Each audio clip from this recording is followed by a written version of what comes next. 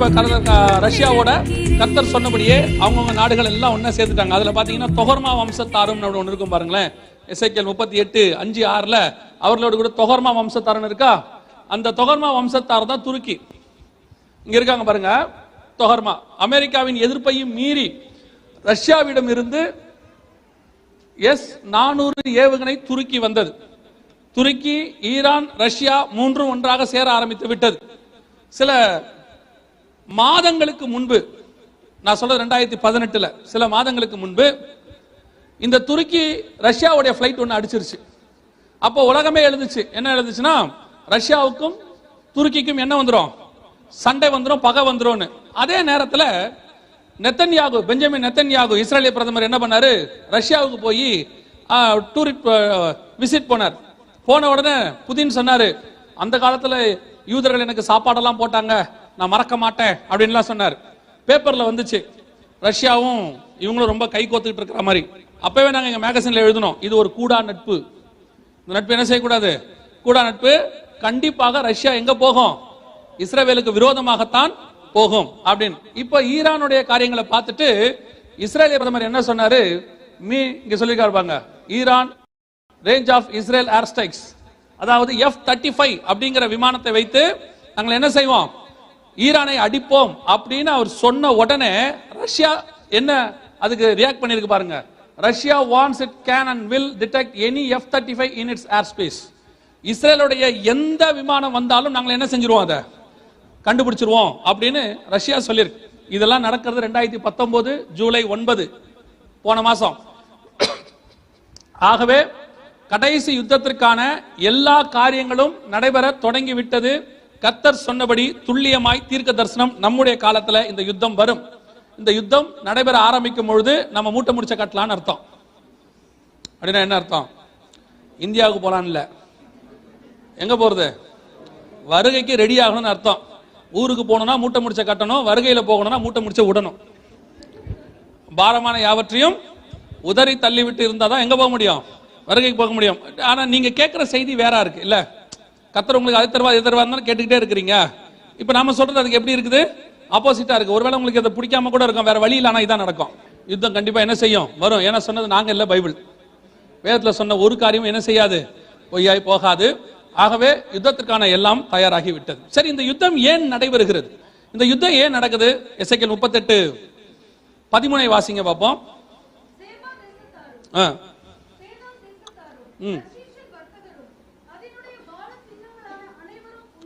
உன்னை நோக்கி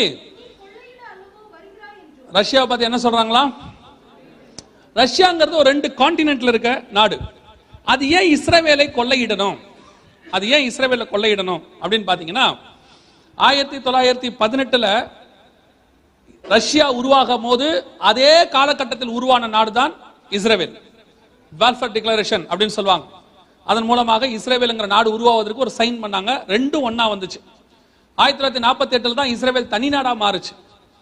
இந்த குறிப்பிட்ட 100 வருஷத்துல மட்டுமே, 1918 இருந்து 2018, இந்த 100 வருஷத்துல மட்டும் இஸ்ரேல் இன்னைக்கு வேர்ல்ட் நம்பர் 1ல இருக்கு. எல்லா ப்ரொடக்ஷன்லயும் எல்லாத்துலயும் என்ன இருக்கு, வேர்ல்ட் நம்பர் 1ல இருக்கு. அது மாத்திரமல்ல, இஸ்ரேல்ல ஒரு கடல் இருக்கு, நீங்க கேள்விப்பட்டிருப்பீங்க, டெட் சி, சவக்கடல் அப்படின்னு.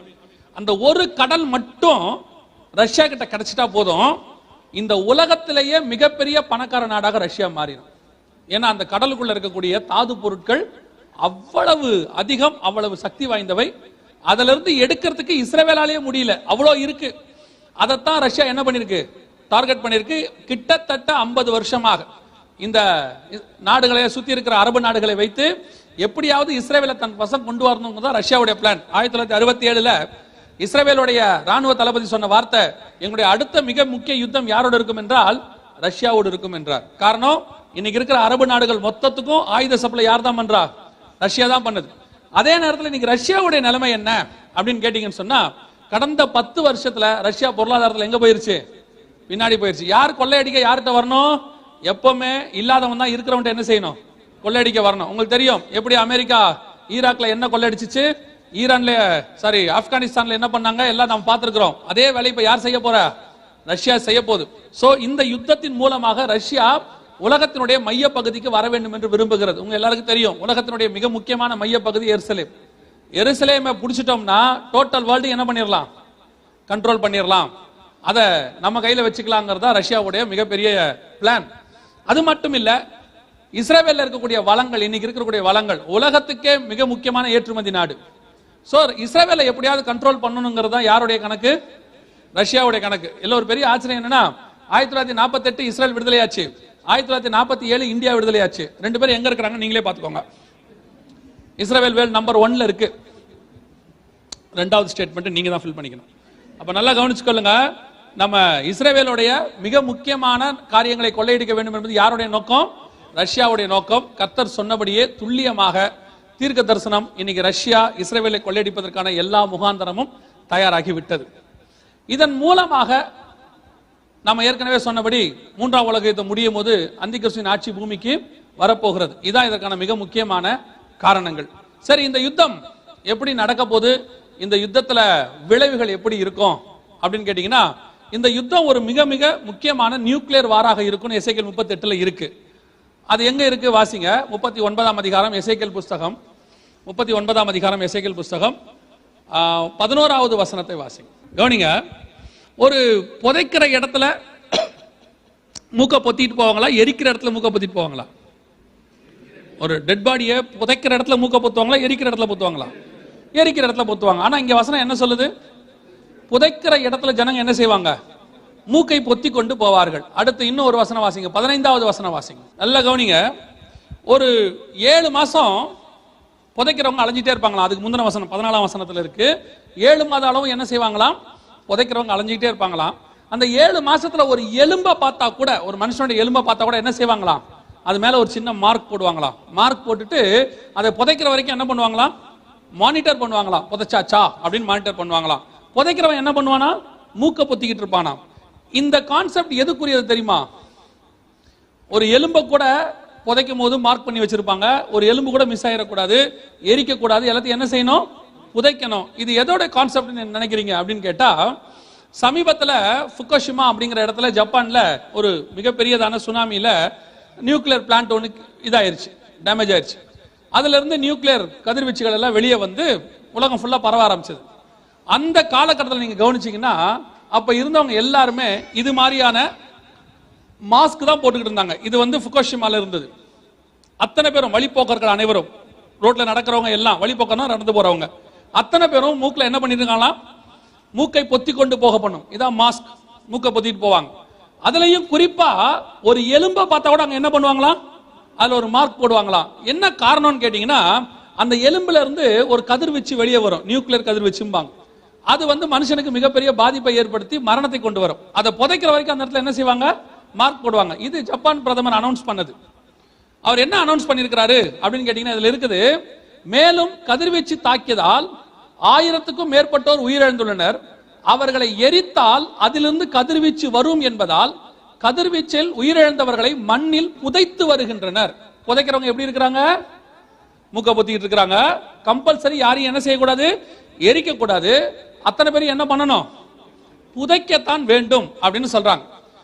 2600 வருஷத்துக்கு முன்னாடி நல்லா யோசிச்சு பாருங்க, இன்னைக்கு இருக்கிறத வச்சு யோசிக்காதீங்க. வில்லு அம்பு விட்டு மனுஷனை சாவடிக்கிற காலகட்டத்தில் ஒரு எலும்பை புதைக்கிறதுக்கு கூட மார்க் பண்ணணும்னு ஏன் போடுறான்? எசேக்கியேல் அந்த வார்த்தையை சொல்றாரு. 2600 வருஷத்துக்கு முன்னாடி கர்த்தர் சொல்றாரு, கண்டிப்பாக புதைக்கணும், புதைக்கிறவங்க மூக்க பொத்திக்கிட்டு இருக்கணும் அந்த வழிபோக்கர்கள்.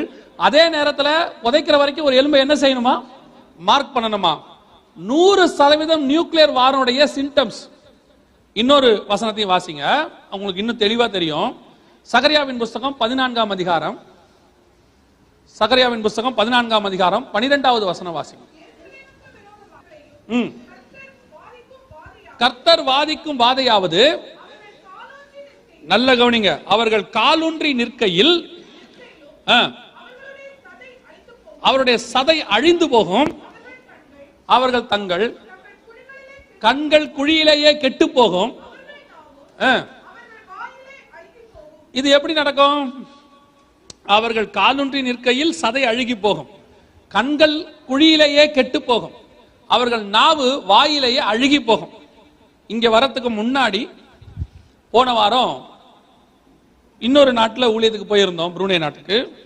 அங்க போயிருந்த போது அங்கே ஒருத்தரோட உட்கார்ந்து சில காரியங்கள் பேச வேண்டிய வாய்ப்பு வந்துச்சு. அப்ப இந்த வேத பகுதியை எடுத்து பேசிக்கிட்டு இருக்கும் போது அவர் யாருன்னு கேட்டீங்கன்னா, ரேடியேஷன்ல இருக்கக்கூடியதான அந்த இதுல ஒர்க் பண்ணக்கூடியவர், அந்த அரசாங்கத்துல டிபார்ட்மெண்ட்ல இருக்கிறவர். இந்த வசனத்தை படிக்கும் போது அப்பதான் அவருக்கே தெரியுது. அவர் சொன்னாரு, இதுதான் நியூக்ளியர் சிம்டம்ஸ். நியூக்ளியர்னு வரக்கூடிய ரேடியேஷனுடைய சிம்டம் என்னன்னா, கண்கள் குழியில என்ன செய்யுமா, சதை அப்படியே அழுகி போயிருமா.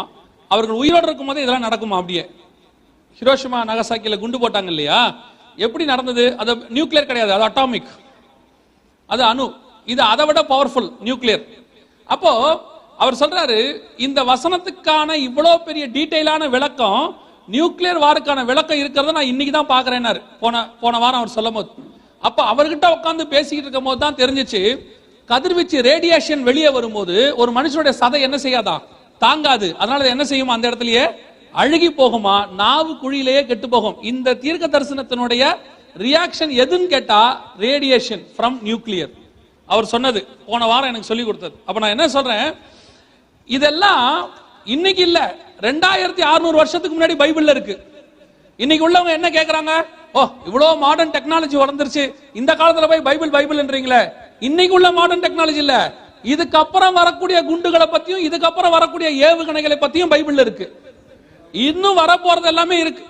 9ஆம் அதிகாரம் வெளிப்படுத்தின விசேஷம் 9ஆம் அதிகாரத்துல ஆண்டவர் ஒரு வெட்டுக்கிளியை பத்தி சொல்றார். நீங்க கவனிச்சிருப்பீங்கன்னு நினைக்கிறேன். 9ஆம் அதிகாரம் வெளிப்படுத்தின விசேஷத்துல ஒரு வெட்டுக்கிளி பறந்து வர கண்டேன்.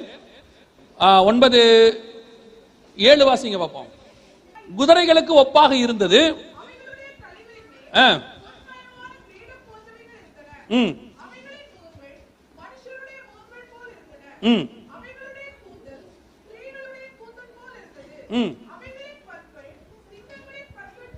இந்த வசனத்தை நீங்க படிச்சு பாத்தீங்கன்னா, இப்படி ஒரு வெட்டுக்கிளியை உங்க லைஃப்ல நீங்க பார்க்க முடியாது. இப்படி ஒரு வெட்டுக்கிளி லைஃப்ல என்ன செய்ய முடியாது, பார்க்க முடியாது. குதிரைகளுக்கு ஒப்பாக, யுத்தத்துக்கு. அதுல ரொம்ப கவனிக்க வேண்டிய வார்த்தை என்னன்னா, இந்த ஒப்பாக, போல அப்படின்றது ரொம்ப முக்கியம். ஓமையா இருக்கு. அவர் என்ன சொல்ல வர்றாரு, பார்க்கிறதுக்கு மனுஷ முகம் மாதிரியே இருக்கு. வெட்டுக்கிளியோட முகம் எப்படி இருக்குது, பார்க்கிறதுக்கு மனுஷ முகம் மாதிரி இருக்கு. தலையில முடி பறக்குது. எப்படி பறக்குது, பெண்களுக்கு முடி பறக்கிற மாதிரி, அந்த காலத்துல முடி பறக்கிற மாதிரி என்ன செய்யுது, பறந்து இருக்குது. அப்புறம் பல்லு எப்படி இருக்குதான், சிங்கத்தின் பல்லை போல. இப்போ 2004 வார் ஹெலிகாப்டர்னு ஒன்று கண்டுபிடிச்சாங்க. நீங்க போயிட்டு அப்புறமா பாருங்க, இது எனக்கு இன்னொரு பவர் பாயிண்ட்ல இருக்கு, நான் போய் மாத்தறதுக்கு நேரம் இல்லை. டாப் 10 வார் ஹெலிகாப்டர்ஸ்னு போட்டு பாருங்க. ஒரு வார் ஹெலிகாப்டர் கொண்டு வந்திருக்கிறான், லிட்டரலா அப்படியே மனுஷ முகத்தோட, 2 கண்ணு, ஒரு பெரிய மூக்கு எல்லாம் இருக்கும். ஆனா பாத்தீங்கன்னா அது எப்படி இருக்கும்னா, முழுக்க முழுக்க டெக்னாலஜி. அது எப்படி பறக்கிறத தூரத்துல போட்டோ இருக்கும், பாத்தீங்கன்னா வெட்டுக்கிளி பறக்கிற மாதிரியே இருக்கும் தூரத்துல பாத்தீங்கன்னா ரேடார்ல. அந்த பறக்கிற இந்த காரியத்தை தான் 9:7 சொல்லப்பட்ட காரியத்தை தான் யோவான் என்னைக்கு பார்த்திருக்கிறாரு, பத்முத்தியில உட்கார்ந்து பார்த்திருக்கிறாரு. அது என்னென்ன செய்யும், அதுலயும் ரொம்ப பர்டிகுலரா நீங்க அந்த 9ஆம் அதிகாரம் 4வது வசனத்துல வாசிச்சீங்கன்னா, புல்லையும் எந்த மரத்தையும் சேதப்படுத்தாமல்,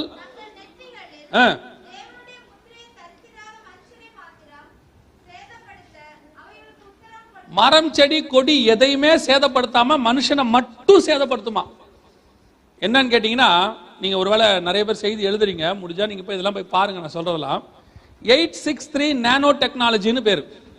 ஒரு குண்டு சைனா கண்டுபிடிச்சிருக்கு. அந்த குண்டோடைய ஸ்பெஷாலிட்டி என்னன்னா, ஒரு ஏரியால கொண்டு போய் போட்டீங்கன்னா அதுல இருந்து கதிர்வீச்சு வரும்.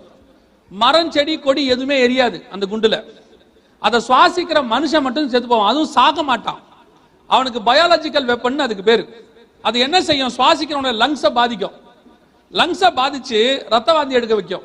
கொஞ்சம் கொஞ்சமா அவன் வாழ்க்கை என்ன செய்யும், முடிஞ்சு போகும். 863 நானோ டெக்னாலஜின்னு பேர் அதற்கு. ரஷ்யா சைனா கண்டுபிடிச்சிருக்கிற குண்டு. அந்த குண்டை இந்த ஹெலிகாப்டர்ல வச்சாங்கன்னா 9ஆம் அதிகாரம் வெளிப்படுத்தின விசேஷம் மிக துல்லியமாய் நிறைவேறும்.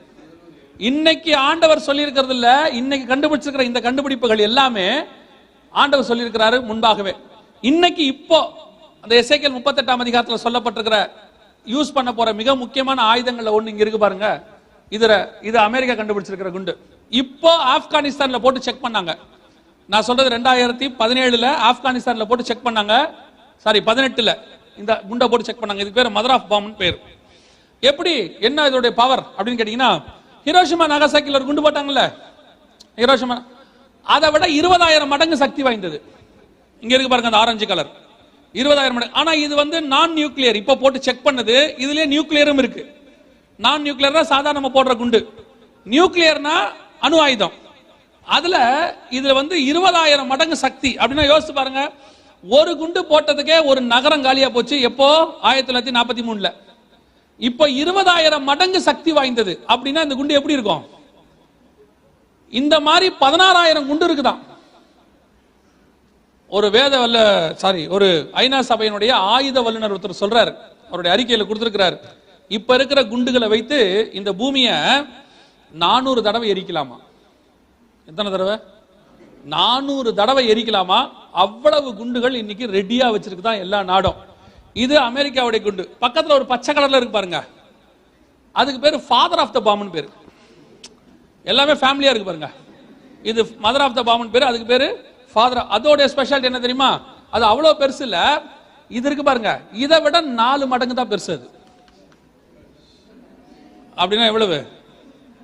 80,000 மடங்கு சக்தி வாய்ந்தது ஹிரோஷிமா நாகசாக்கில போட்டது. இந்த குண்டோட ஸ்பெஷாலிட்டி என்னன்னு கேட்டீங்கன்னா, காத்துல இந்த வாட்டர் மாலிகுல்ஸ் சொல்லுவாங்க, ஈரப்பதம், அந்த ஈரப்பதத்திலே கலந்து ஸ்ப்ரெட் ஆகும். ஸ்ப்ரெட் ஆகும்போது யாரெல்லாம் சுவாசிக்கிறோம் அந்த ஏரியாவே ஃபிராக்ஷன் ஆஃப் த செகண்ட்ல செத்து போயிடுவாங்க. சுவாசிச்ச உடனே செத்து போயிடுவாங்க. இது அதோட ஸ்பெஷாலிட்டி. அதோட இதெல்லாம் எழுதியிருப்பாங்க. நீங்க போய் விக்கிபீடியால பாத்தீங்கன்னா அதை பத்தின தன்மைகள்லாம் எழுதியிருப்பாங்க. அவ்வளவு மோசமான குண்டுகள் இருக்கு. அதனாலதான் பைபிள் சொல்லுது, கடைசி காலத்துல ஒரு எலும்பு கண்டா கூட என்ன செய்வானா, புதைக்கிற வரைக்கும் விட மாட்டேன். ஏன்னா அந்த எலும்பை ஒருவேளை யாராவது நெருப்புல போட்டானா அந்த ஊர் காணாம போயிடும். ஏன்னா அதுல இருந்து அவ்வளவு கதிர்வீச்சு என்ன செய்யுமா, வருமா. எவ்வளவு பேர் சாவாங்கன்னு நினைக்கிறீங்க? இப்போ வாசிங்க, எவ்வளவு பேர் சாவாங்கன்னு இருக்கு பாருங்க. வெளிப்படுத்தின விசேஷம் 6ஆம் அதிகாரம், வெளிப்படுத்தின விசேஷம் 6ஆம் அதிகாரம் 8ஆம் வசனத்தை வாசிங்க. வெளிப்பாடு 6:8 வாசிங்க.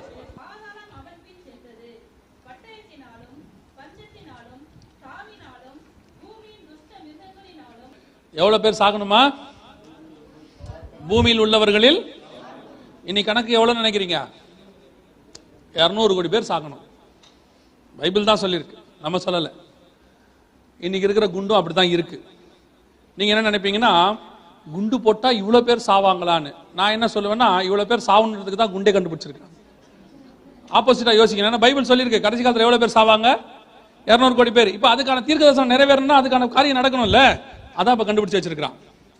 பூமியில் உள்ள 200 கோடி பேர் சாகத்தக்கதாக மிகப்பெரிய அளவுல இந்த நியூக்ளியர் வார் என்பது எசேக்கியேலியுமே சொல்லப்பட்டிருக்கு. வாசிங்க 38:22 வாசிங்க. எசேக்கியேல் 38:22 வாசிங்க. கொள்ளை நோயினாலும் ரத்தம் சிந்துதனாலும் அவனோடு வழக்காடி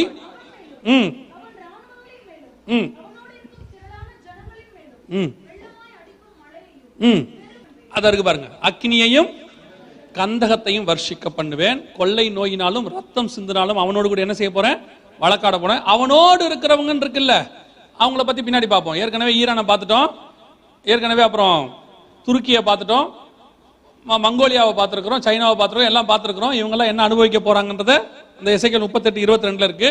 இன்னொரு முக்கியமான நாடு இருக்கு, அதை பத்தி நான் உங்களுக்கு பின்னாடி சொல்றேன். சரியா? அதை சொல்லித்தான் முடிப்போம். அப்போ இவர்களுக்கு ஏற்படக்கூடியது என்ன அப்படின்னு கேட்டீங்கன்னா, ரத்தம் சிந்துதலும் கொள்ளை நோயும் அக்கினியும் கந்தகமும். இன்னைக்கு இருக்கக்கூடிய நியூக்ளியருடைய மூலக்கூறுகள் இதுதான். இதுல இருக்கக்கூடியது கர்த்தர் சொன்னபடி யுரேனியம் என்ரிச்மெண்ட் கேள்விப்பட்டிருக்கீங்களா? யுரேனியம் என்ரிச்மெண்ட் பண்ணா அக்கினி கந்தகம் தான் வரும். அதுதான் அவங்க பண்ணக்கூடாதுன்னு சொல்லுவாங்க. இப்போ எல்லா நாடுகளும் பண்ண ஆரம்பிச்சிருச்சு. இப்போ பைபிள் படி இந்த யுத்தம் முடியும் போது பூமியில் எவ்வளவு பேர் செத்துருக்கணும்? கால் பங்கில் உள்ளவர்கள் கொலை செய்யும்படி அதற்கு அதிகாரம் கொடுக்கப்பட்டது. நியூக்ளியர் வாருக்கான எல்லா முகாந்தரமும் தயாராக இருக்கிறது, கர்த்தர் சொன்னது. ரெண்டாவது, இந்த வார்ல யூஸ் பண்ற வெப்பன்ஸ் பத்தி கர்த்தர் சொல்லியிருக்கிறார் பாருங்களேன். வாசிங்க 39ஆம் அதிகாரம், எசேக்கியேல் 39ஆம் அதிகாரம் 9வது வசனம் வாசிங்க.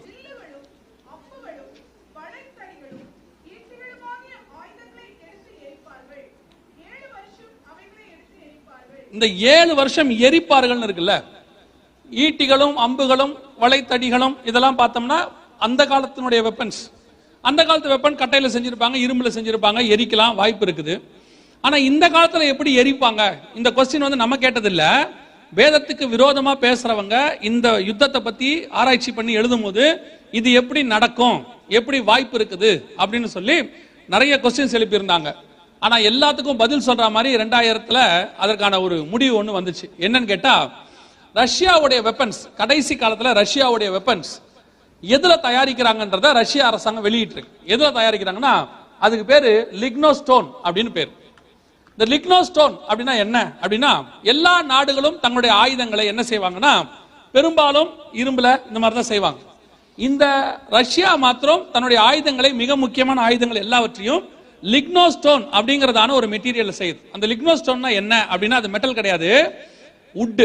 டென்மார்க்ல செய்யக்கூடியதான ஒரு கட்டை. இந்த கட்டை எப்படி இருக்கும்னு கேட்டீங்கன்னா, சாதாரண மரத்தை 6 தடவை கம்ப்ரஸ் பண்ணா எப்படி இருக்கும் அந்த அளவுக்கு சக்தி வாய்ந்தது.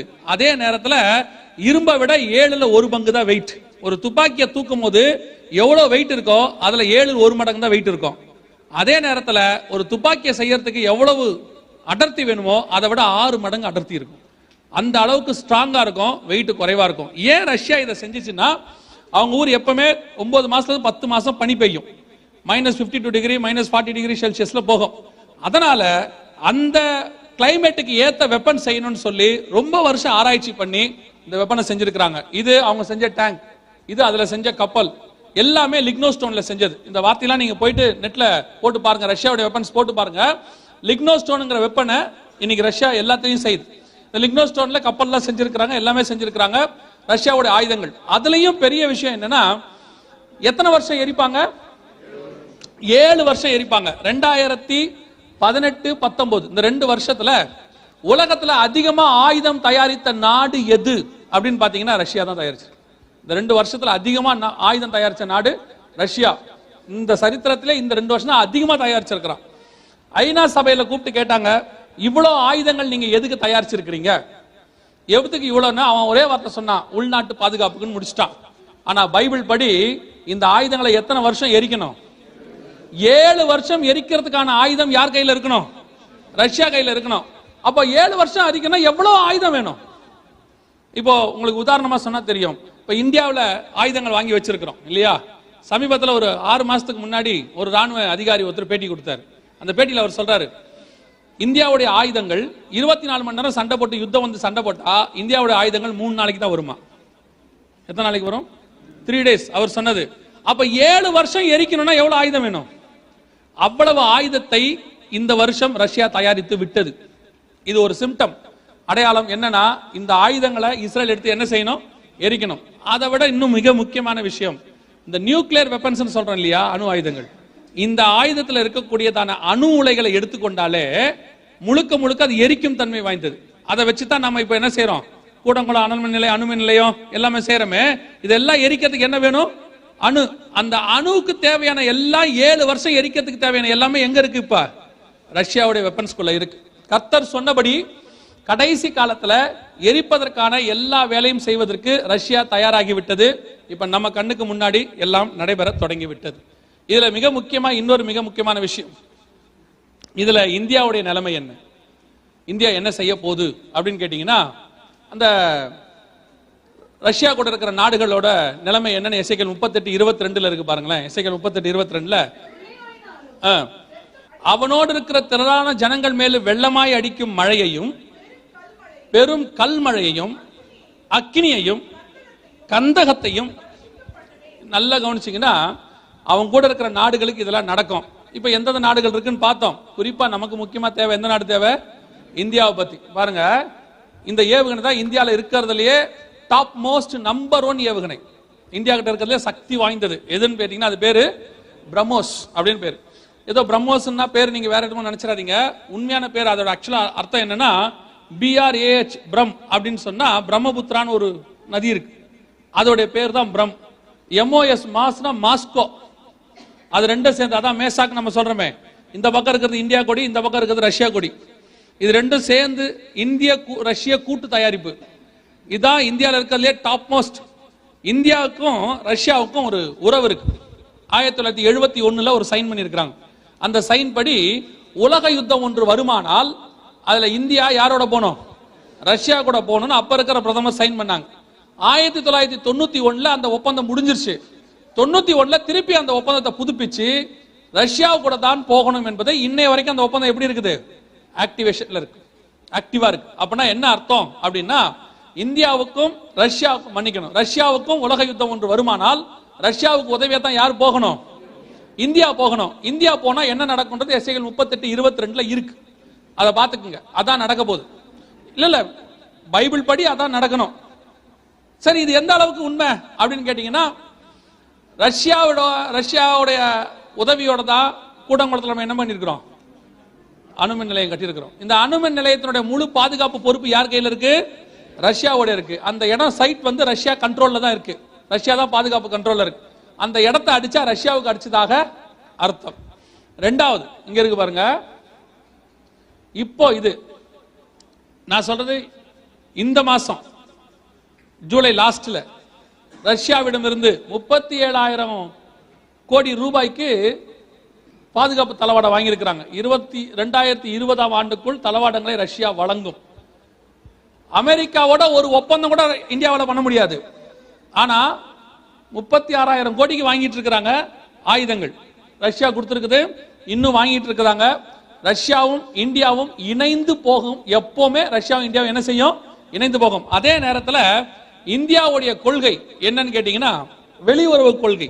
இந்தியாவுடைய வெளியுறவு கொள்கை முழுக்க முழுக்க யாருக்கு அகைன்ஸ்ட் ஆனது அப்படின்னு கேட்டீங்கன்னா, இஸ்ரேலுக்கு அகைன்ஸ்ட் ஆனது. உங்களுக்கு தெரியும் நினைக்கிறேன், இந்த இந்தியா விடுதலை ஆகி இந்த 70 ஆண்டு காலத்துல இஸ்ரேலுக்கு போன ஒரே பிரதமர் இப்ப இருக்க பிரதமர் மட்டும்தான்.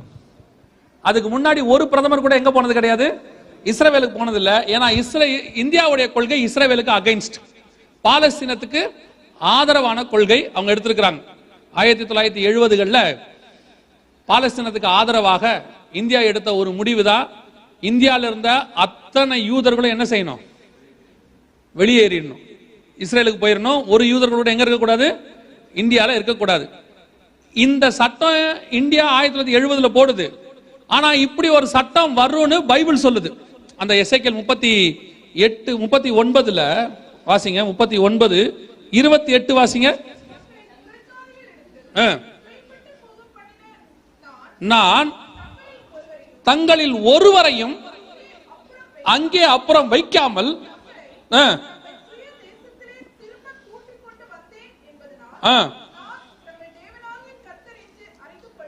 இந்தியா வெளியேற்றல, ஆண்டவர் கூப்பிட்டுக்கிட்டாரு. இந்தியாவுடைய கொள்கை வந்து எல்லாரையும், எல்லா யூதர்களையும் என்ன செஞ்சிடணும்? வெளியே அனுப்பிச்சிடணும். ஏன்னா இது காடோடைய பிளான். அது இந்தியா வந்து எப்பவுமே அகைன்ஸ்ட் யாருக்கு? யூதர்களுக்கு. கர்த்தர் சொன்னபடியே 200 குடும்பத்தை ஒரே நாள்ல அனுப்பி விட்டாங்க. அதுல ஒரே ஒரு அம்மா மட்டும் போக மாட்டேன்னு அடம் பிடிச்சு, நான் இங்க தான் இருப்பேன்னு கேஸெல்லாம் போட்டு கொச்சின்ல இருந்தாங்க. இப்போ அவங்க இருக்கிறாங்களான்னு தெரியாது. 100 வயசுல இருந்த ஒரு யூத அம்மா கொச்சின் மார்க்கெட்ல இருந்தாங்க. நான் போய் பார்த்துட்டு வந்தேன் அவங்கள. அவங்க இப்போ இருக்கிறாங்களான்னு தெரியாது. நான் சொல்றது 5 வருஷத்துக்கு முன்னாடி நான் பார்த்தேன். அப்ப நல்லா கவனிச்சுக்கொள்ளுங்க, இந்தியாவுடைய வெளியுறவு கொள்கை எப்படிப்பட்டது? Deadly against to Israel. ஆனா என்ன அதுல ஒரு பெரிய ஆச்சரியம்னா, இப்ப இருக்க கவர்மெண்ட் இருக்குல்ல, இந்தியன் கவர்மெண்ட், இப்ப இருக்க கட்சி, அது இஸ்ரேலுக்கு ஆதரவு. இப்ப நம்ம யார் பக்கம் நிக்கிறது? இஸ்ரேல் பக்கம் நிப்பீங்களா? இஸ்ரேலுக்கு ஆதரவா பக்கம் நிப்பீங்களா? இல்ல எப்படி நிப்பீங்க? உங்களுக்கு காங்கிரஸ்னா ரொம்ப இஷ்டம் இல்ல, உண்மை அதுதான் வச்சுக்கோங்களேன். இல்லாத மாதிரியே உட்காந்துருப்பீங்க. ஆக்சுவலா ஃபேக்ட் தான். ஆனா அது பாலஸ்தீனத்துக்கு ஆதரவு, இஸ்ரேலுக்கு அகைன்ஸ்ட் இல்லையா? ஆனா பிஜேபி